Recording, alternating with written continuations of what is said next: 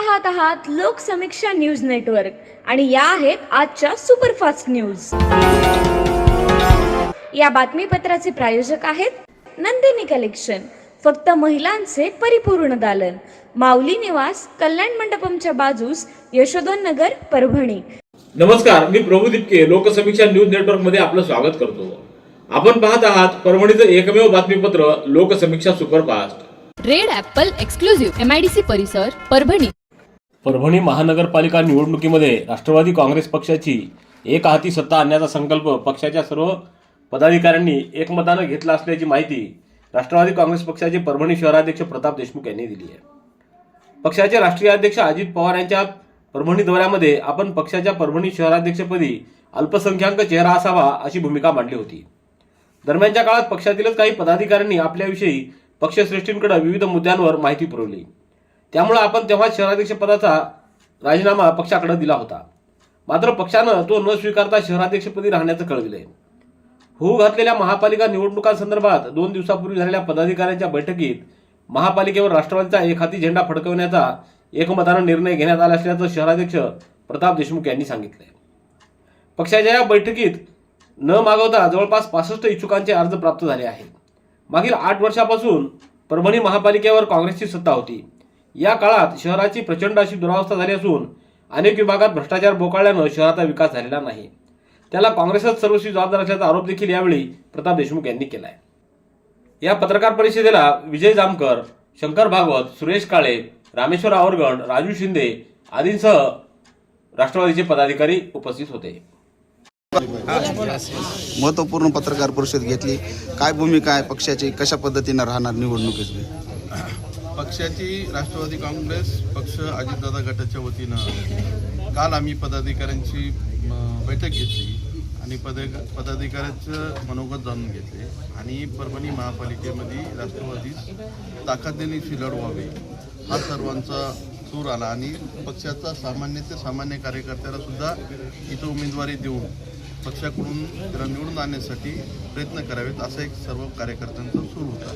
त्या दृष्टीनं आपण एक कालच्या मीटिंगचा आढावा सर्व वरिष्ठांना कळवलेला आहे। राहिला प्रश्न युती होणार की नाही ह्याच्या संदर्भात आणखीन मान्य आमच्या नेतृत्वाकडून असे काही आणखीन स्पष्ट आदेश नाहीत। 1-2 दिवसात आम्हाला ज्यावेळेस ते पूर्ण स्पष्टपणे आदेश कळतील की म्हणजे युतीमध्ये लढवायची का स्वबळावर लढवायची त्या दृष्टीनं आमचे पुढचं पाऊल राहणार। मग स्वबळावर आमची पक्षाची शहराध्यक्ष म्हणून किंवा पक्षाचा एक कार्यकर्ता म्हणून अशी माझी पक्षामध्ये पूर्ण 65 ठिकाणी आणि पुढचा महापौर राष्ट्रवादी काँग्रेसचा सर्वसामान्य राष्ट्रवादीचा कार्यकर्ता परभणीकरांची सेवा करण्यासाठीचा असला पाहिजे या दृष्टीनं आम्ही काम करत आहोत। आताच आपण सांगितले की जी आता सध्याची निवडणूक होत आहे तर या निवडणुकीच्या रिंगणात आपण उमेदवार म्हणून उभे राहणार या ठिकाणी उमेदवार म्हणून नाहीये। मी मागचं जे 7 वर्ष 2017ला जे इलेक्शन झालं त्यावेळेस सुद्धा मी पक्षाकडून उमेदवार नव्हतो। मी फक्त पक्षाचं काम करत आहे आणि पक्षाच्या हितासाठी जे काही करता येईल तेवढं माझ्याकडून मी करणार आहे। असं काही म्हणजे शहरामध्ये काय काँग्रेस राष्ट्रवादीचे जे 2 गट होत आहेत असं काही दिसत यामुळे गट बीट हे काही मला माहीत नाही, कोण गट निर्माण करते। माझं काम आहे पक्षाला मी काही दिवसापूर्वी राजीनामा दिला होता त्याचं देखील स्पष्टीकरण केलं आणि पक्षाने मला कुठं राजीनामा स्वीकारला का नाही स्वीकारला ते सुद्धा कळलं नाही। मी पक्षाचा कार्यकर्ता म्हणून काल बी होतो, आज बी उद्या बी राहणार। मी अजितदादापासून 91 पासून मी दादाबरोबर काम करतो, आदरणीय तटकरे साहेबांबरोबर काम करतो। त्याच्या माध्यमातून जे काही आदेश मला येतील त्या पद्धतीनं पक्षासाठी मी काम करतो। सततचे दवाखाने करून कंटाळलात? आता शेवटचा उपाय। डॉक्टर गोविंद कामटे यांचे बालाजी आयुर्वेदिक निसर्गोपचार केंद्राला भेट द्या।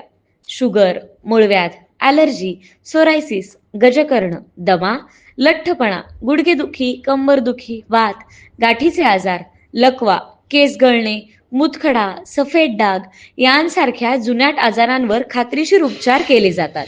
दारू सोडवण्यासाठी विशेष उपचार उपलब्ध। संपर्क डॉक्टर गोविंद कामटे, आयुर्वेद विद्याविशारद, बालाजी आयुर्वेदिक निसर्गोपचार केंद्र, तलाठी कार्यालयाच्या बाजूला, वसमत रोड, परभणी। संपर्क 9921691008। परभणी शहरातल्या प्रभाग क्रमांक 8 मधून सामाजिक कार्याच्या माध्यमातून नागरिकांना सुविधा उपलब्ध करून देणारे इरफान भैया रुबी यांनी या प्रभागातून निवडणूक लढवावी अशी मागणी या भागातील नागरिकांनी केली आहे. इरफान भैया मित्रमंडळाच्या माध्यमातून सामाजिक कार्य करणारे इरफान भैया हे सर्वसामान्य नागरिकांच्या समस्या सोडवण्यासाठी नेहमी तत्पर असतात. त्यांनी कोविड काळामध्ये मित्रमंडळाच्या माध्यमातून अनेकांना मदतीचा हात पुढे केला होता. त्यांनी गरजूंना किराणा साहित्याचे किट वाटप करून कठीण काळामध्ये नागरिकांना धीर दिलेला होता. त्यांचं हे योगदान अत्यंत मोलाचं असल्याचं नागरिक सांगत आहेत. त्यांनी या प्रभागातील महिला व युवतींसाठी विविध स्पर्धा आयोजित केल्या आहेत.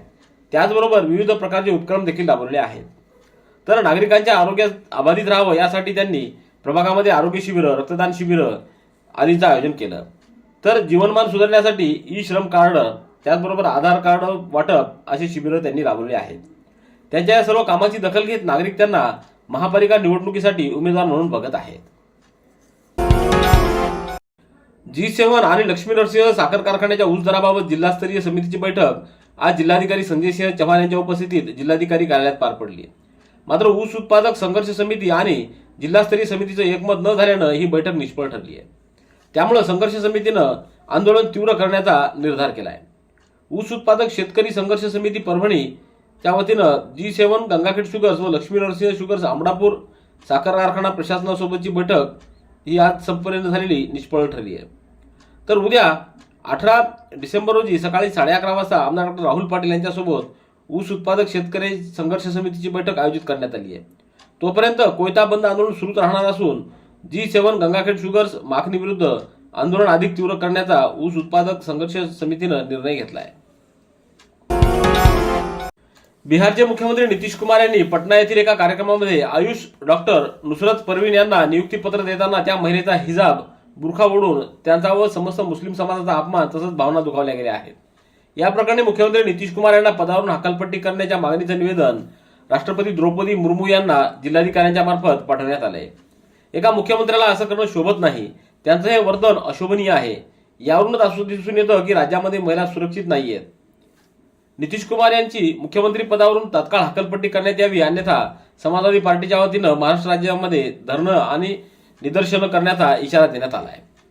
निवेदनावर सय्यद इर्शाद अली, मोईन खान, शेख नदीम, जावेद खान, सिद्दीकी रखमुद्दीन, सय्यद शाहेद, शेख माजिद, शेख सलमान आदींच्या स्वाक्षऱ्या आहेत. राज्य निवडणूक आयोगानं महानगरपालिकेच्या सार्वत्रिक निवडणुकांसाठीचा कार्यक्रम 15 डिसेंबर रोजी घोषित केला असून त्या दिनांकापासून आदर्श आचारसंहिता अंमलात आलेली आहे. त्यामुळे परभणी महापालिका कार्यक्षेत्रात महापालिकेची आचारसंहिता लागू झाली आहे. महापालिका कार्यक्षेत्रामध्ये महापालिका सार्वत्रिक निवडणुकीची संपूर्ण प्रक्रिया शांततेत, निर्भय आणि न्याय्य वातावरणात पार पडण्याच्या दृष्टिकोनातून जिल्हाधिकारी संजय सिंह चव्हाण यांनी भारतीय नागरिक सुरक्षा संहिता 2023 कलम 163 अन्वये प्रदान करण्यात आलेल्या शक्तीचा वापर करून आदेश दिले आहेत की पोलिसांच्या परवानगीशिवाय जिल्ह्यात कुठेही कसल्याही प्रकारचे जात, भाषा, धार्मिक शिबिरांचं व मेळाव्याचं आयोजनावर निवडणूक प्रक्रिया पूर्ण होईपर्यंत म्हणजे 16 जानेवारीपर्यंत निर्बंध घालण्यात आलेले आहेत. जिल्ह्यात चोरीच्या विविध गुन्ह्याच्या अनुषंगानं माहिती काढत असताना मिळालेल्या माहितीच्या आधारे आरोपी राजासिंग दुधानी याला पोलिसांनी 17 डिसेंबर रोजी ताब्यात घेतलं. चौकशीत त्यानं सेलू, मंठा आणि औंढा पोलीस ठाण्याअंतर्गत विविध चोरीच्या गुन्ह्याची कबुली दिली आहे. सेलू पोलीस ठाण्यातील गुन्ह्यामधील चोरी गेलेल्या मुद्देमालापैकी 8 कट्टे तांदूळ, 3 कट्टे साबुदाणा, 3 कट्टे तूर डाळ, 200 नग साबण व गुन्ह्यात वापरलेला खंजीर असा एकूण 37,964 रुपयाचा मुद्देमाल पोलिसांनी हस्तगत केला. तर मंठा पोलीस ठाण्यातील गुन्ह्यातील जालना येथून चोरलेली इको कार जप्त करण्यात आली. त्याचबरोबर औंढा नागनाथ पोलीस ठाण्यातील गुन्ह्याची देखील उकल झाली आहे. सदर आरोपीची वैद्यकीय तपासणी करून मुद्देमालासह त्याला पुढील तपासासाठी सेलू पोलिसात हजर करण्यात आले. ही कारवाई पोलीस अधीक्षक रवींद्रसिंह परदेशी, अपर पोलीस अधीक्षक सुरेश गुंजाळ यांच्या मार्गदर्शनात स्थानिक गुन्हे शाखेचे पोलीस निरीक्षक विवेकानंद पाटील, सहाय्यक पोलीस निरीक्षक भारती, सहाय्यक पोलीस उपनिरीक्षक मधुकर चट्टे, सहाय्यक पोलीस उपनिरीक्षक सुग्रीव केंद्रे, पोलीस हवालदार निलेश भुजबळ, विलास सातपुते, लक्ष्मण कांगणे, रवी जाधव, जयश्री आव्हाड, मधुकर ढवळे, उमेश चव्हाण, परशुराम गायकवाड, इम्रान पठाण आदींनी केली आहे. नगर परिषद सार्वत्रिक निवडणुकीच्या अनुषंगानं परभणी जिल्ह्यातील गंगाखेड, जिंतूर, सेलू, मानवत, पाथरी, सोनपेठ, पूर्णा मतदारसंघामध्ये 2 डिसेंबर रोजी मतदान झालं. मतमोजणी 21 डिसेंबर रोजी होणार असून त्या अनुषंगानं जिल्हाधिकारी तथा जिल्हा दंडाधिकारी संजय सिंह चव्हाण यांनी जिल्ह्यातील नगर परिषद निवडणुकीची संपूर्ण प्रक्रिया शांततेत, निर्भय व न्याय वातावरणात पार पाडण्याच्या दृष्टिकोनातून आणि कायदा व सुव्यवस्था बाधित राखण्यासाठी मतमोजणीच्या ठिकाणी भारतीय नागरिक सुरक्षा संहिता 2023 कलम 163 लागू केलंय. Red Apple furniture, smart furniture for smart people. Exclusive Parbhani शहरातील भव्य शोरूम रेड ॲपल एक्सक्लुझिव्ह, भारतातील स्मार्ट फर्निचर ब्रँड आता आपल्या परभणी शहरामध्ये. हो आता आपल्या परभणी शहरामध्ये. या अंतर्गत ऑफिस, बेडरूम, डायनिंग, लिव्हिंग, इत्यादी प्रकारचे फर्निचर आपणास मिळेल. Bedroom set, bed, dressing table, sofa set, कपाट, डायनिंग टेबल टीपॉय आणि स्टील फर्निचर इत्यादी सर्व प्रकारचे फर्निचर तेही आकर्षक किमतीमध्ये उपलब्ध आहे. एक वेळ अवश्य भेट द्या. रेड ॲपल फर्निचर, MIDC परिसर, भारतीय स्टेट बँकेच्या जवळ, परभणी. परभणी शहरात अवैध शस्त्र बाळगणाऱ्याविरुद्ध प्रभावी कारवाई करत नवा मोंढा पोलीस ठाण्याच्या हद्दीमध्ये स्थानिक गुन्हे शाखेच्या पथकाने एका तरुणाला गावठी पिस्तल आणि जिवंत काडतुसासह ताब्यात घेतले. पोलीस अधीक्षक रवींद्रसिंह परदेशी यांच्या आदेशानुसार व अपर पोलीस अधीक्षक सूरज गुंजाळ यांच्या मार्गदर्शनाखाली पोलीस निरीक्षक विवेकानंद पाटील, सहाय्यक पोलीस निरीक्षक पांडुरंग भारती, स्थानिक गुन्हे शाखेचे अधिकारी व अंमलदार 15 डिसेंबर रोजी वसमत रोड परिसरात पेट्रोलिंग करत असताना गुप्त बातमीदारामार्फत खात्रीशीर माहिती मिळाल्यावरून माऊली खटिंग हा अमोल पेट्रोल पंपाजवळील मंगल कार्यालयाच्या पाठीमागे असलेल्या विनय पोते याच्या हॉस्टेलमध्ये गावठी पिस्तल बाळगून असल्याचं समजलं. रात्री 1 वाजेच्या सुमाराला या ठिकाणी छापा टाकण्यात आला. या छाप्यादरम्यान आरोपीच्या अंगझडतीमध्ये एक गावठी बनावटीचं लोखंडी पिस्टल आणि 2 जिवंत काडतुसं असा एकूण 20,200 रुपये किमतीचा मुद्देमाल जप्त करण्यात आला. या प्रकरणी नवा मोंढा पोलिसात गुन्हा नोंदवण्यात आला आहे. महसूल अधिकारी व कर्मचारी यांच्या मागण्यांबाबत 19 डिसेंबर पासून राज्यभरात आंदोलन करण्यात येणार असून याबाबतचे निवेदन जिल्हाधिकारी परभणी यांना देण्यात आले. यावेळी तहसीलदार डॉक्टर संदीप राजापुरे, महसूल कर्मचारी संघटनेचे राज्य उपाध्यक्ष नानासाहेब भेंडेकर, परभणीचे जिल्हाध्यक्ष प्रकाश गोरे, तलाठी मंडळाधिकारी संघटनेचे जिल्हाध्यक्ष श्यामसुंदर सूर्यवंशी, बालाजी बिडगर, शिपाई संघटनेचे अध्यक्ष दिलीप डहाळे, महसूल सेवक संघटनेचे ज्ञानेश्वर बुलबुले आदींची उपस्थिती होती. परभणी जिल्ह्यातील सुशिक्षित बेरोजगारांना हक्काचा रोजगार मिळावा यासाठी एकात्मिक जागतिक दर्जाचं कौशल्य विकास प्रशिक्षण आणि स्टार्टअप प्रमोशन सेंटर स्थापन करण्याची मागणी जोर धरते. परभणी जिल्हा काँग्रेस सोशल मीडियाचे जिल्हाध्यक्ष निखिल धामणगावे यांनी या संदर्भात 17 जुलै रोजी प्रशासनाला सविस्तर निवेदन दिलं होतं. या निवेदनाची दखल घेत परभणी जिल्हा कौशल्य विकास कार्यालयानं सकारात्मक पावलं उचलली आहेत. सहाय्यक आयुक्त प्रो. खंदारे यांनी या केंद्राच्या स्थापनेबाबतचा प्रस्ताव आता पुढील कार्यवाहीसाठी महाराष्ट्र राज्य कौशल्य विकास सोसायटी मुंबई यांच्याकडे सादर केला आहे. या प्रस्तावित केंद्रामुळे तरुण, महिला उद्योजक आणि शेतीपूरक उद्योगांना आधुनिक प्रशिक्षणाची मोठी संधी मिळणार आहे. जिल्ह्यातील सुमारे 45,000हून अधिक बेरोजगार तरुणांच्या हाताला काम मिळवून देणं हा यामागचा मुख्य उद्देश आहे. राष्ट्रीय निवृत्ती वेतनधारक दिनानिमित्त जिल्हा परिषद परभणी इथं निवृत्त कर्मचाऱ्यांच्या हक्काबद्दल व त्यांच्या मानसिक समस्यांबद्दल जागरूकता व आरोग्याची काळजी या विषयक हेतूनं मुख्य कार्यकारी अधिकारी नतिशा माथुर यांच्या नाविन्यपूर्ण संकल्पनेतून जिल्हा परिषद प्रशासकीय इमारत इथं आरोग्य तपासणी शिबिर आणि कार्यशाळेचं आयोजन करण्यात आलं. उपमुख्य कार्यकारी अधिकारी डॉक्टर संदीप घोंशीकर यांच्या मार्गदर्शनात जिल्हा आरोग्य अधिकारी डॉक्टर संजय कुमार पांचाळ यांच्या निरीक्षणामध्ये आरोग्य पथकामार्फत आरोग्य तपासणी शिबिर व मानसिक आरोग्य कार्यशाळा उत्साहात संपन्न झाली. या शिबिरामध्ये 120 पुरुषांची आणि 50 महिलांची आरोग्य तपासणी करण्यात आली. तसंच आरोग्य शिबिराचा व मानसिक आरोग्य कार्यशाळेचा लाभ उपस्थितांनी घेतला. पूर्णा नगर परिषदेच्या 2 आणि जिंतूर नगर परिषदेच्या 1 जागेच्या निवडणुकीसाठी शनिवार 20 डिसेंबर रोजी मतदान होणार आहे. नगर परिषद सार्वत्रिक निवडणुकीची संपूर्ण प्रक्रिया शांततेत, निर्भय आणि न्याय वातावरणात पार पाडण्याच्या दृष्टिकोनातून कायदा व सुव्यवस्था बाधित राखण्यासाठी ज्या ठिकाणी मतदान होणार आहे त्या ठिकाणी भारतीय नागरिक सुरक्षा संहिता 2023 कलम 163 लागू करण्यात आले. पूर्णा नगरपालिकेमध्ये 2 आणि जिंतूर नगरपालिकेत 1 जागेसाठी ज्या ठिकाणी मतदान केंद्रावर मतदान होणार आहे त्या ठिकाणी 100 मीटर परिसरामध्ये सर्व पक्षाची कार्यालय, उमेदवाराची मंडप, सर्व दुकानं, mobile, cordless phone, pager, wireless set, ध्वनिक्षेपक, सर्व प्रकारचे फेरीवाले व इतर इलेक्ट्रॉनिक उपकरणं, निवडणुकीच्या कामाव्यतिरिक्त खासगी वाहनं, संबंधित पक्षाचे उमेदवाराचे चिन्हाचे प्रदर्शन आणि निवडणूक कामाव्यतिरिक्त इतर व्यक्तींना प्रवेश करण्यास प्रतिबंध घालण्यात आलेला आहे. बांबू लागवडीच्या बिलावर सही करून वरिष्ठ कार्यालयात पाठवण्यासाठी लाच मागणाऱ्या सामाजिक वनीकरण विभागातील वनपालाला एसीबीनं रंगेहात पकडलंय. अमोल फड वनपाल सामाजिक वनीकरण सेलू असं अटक करण्यात आलेल्या आरोपीचं नाव आहे. तक्रारदाराच्या मानोली येथील शेतजमिनीमध्ये करण्यात आलेल्या बांबू लागवडीच्या कुशल कामाचं 1,73,280 रुपयाचं बिल मंजूर करण्यासाठी आरोपीनं 15% रकमेची मागणी केली होती. तडजोडीनंतर 10,000 रुपयाची लाच ठरवण्यात आली. यापैकी 2,000 रुपये आधी स्वीकारण्यात आले होते. उर्वरित रक्कम देण्यासाठी आरोपीनं तक्रारदाराला पुन्हा बोलवलं. याबाबत तक्रारदारानं 16 डिसेंबर रोजी लाचलुचपत प्रतिबंधक विभाग परभणी इथं तक्रार दाखल केली. या पडताळणी दरम्यान आरोपीनं लाचेची मागणी कायम ठेवल्याचं निष्पन्न झालं. त्यानंतर 16 डिसेंबर रोजी पाथरी टोल नाका इथं सापळा रचून आरोपीनं 5,000 रुपये लाच स्वीकारताच एसीबीच्या पथकानं त्याला रंगेहात अटक केली. सेलूच्या विद्यानगर भागातील श्री कालिका देवी मंदिर संस्थानचा 28वा वार्षिकोत्सव 16 डिसेंबर रोजी मोठ्या उत्साहात आणि भक्तिभावानं साजरा करण्यात आला. कालिका देवी सेवा मंडळाच्या वतीनं आयोजित या उत्सवामध्ये धार्मिक विधींसह विविध सामाजिक उपक्रम राबवण्यात आले.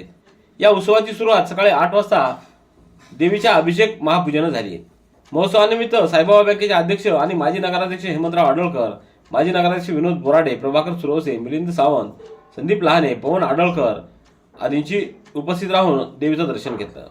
तर देवीच्या आरतीनंतर महाप्रसादासाठी भाविकांची मोठी गर्दी झाल्याचं दिसून आलं. परभणीच्या शारदा महाविद्यालयामध्ये इंग्रजी विभाग आणि आर्ट ऑफ लिव्हिंगच्या वतीनं शिक्षक व शिक्षकेतर कर्मचाऱ्यांसाठी स्ट्रेसलेस टीचिंग या विषयावर 1 दिवसीय कार्यशाळा आयोजित करण्यात आली. या कार्यशाळेत आर्ट ऑफ लिव्हिंगचे प्रशिक्षक डॉक्टर कैलास देशमुख यांनी सर्व कर्मचाऱ्यांना तणावमुक्त अध्यापन करावं, आपण स्वतः तणावमुक्त राहून विद्यार्थ्यांना सुद्धा तणावापासून दूर ठेवण्याचा प्रयत्न करावा असं प्रतिपादन केलं. यावेळी अध्यक्षस्थानी प्राचार्य डॉक्टर बबन पवार हे होते. तर व्यासपीठावर लिंबाजी सरोदे, उपप्राचार्य डॉक्टर श्यामसुंदर वाघमारे आदींची उपस्थिती होती. रेड ॲपल एक्सक्लुझिव्ह MIDC परिसर परभणी. याबरोबरचे बातमीपत्र संपलं. पुन्हा भेटूया उद्याच्या सुपरफास्ट बातमीपत्रात. पाहत रहा लोकसमीक्षा.